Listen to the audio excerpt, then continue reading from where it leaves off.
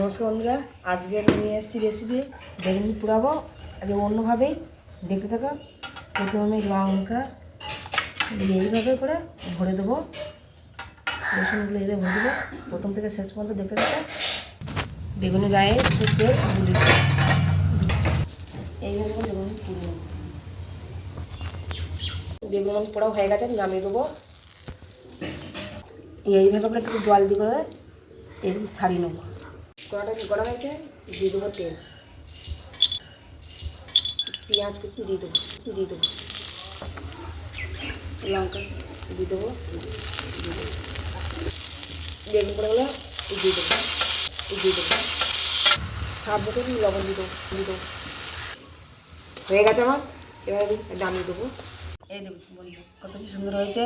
যারা ইউটিউব থেকে দেখছেন তারা লাইক আর সাবস্ক্রাইব করে দিও, আর যারা ফেসবুক থেকে দেখছেন তারা লাইক করে দিও, ফলো করে দিও, আর করে শেয়ার করে দিও।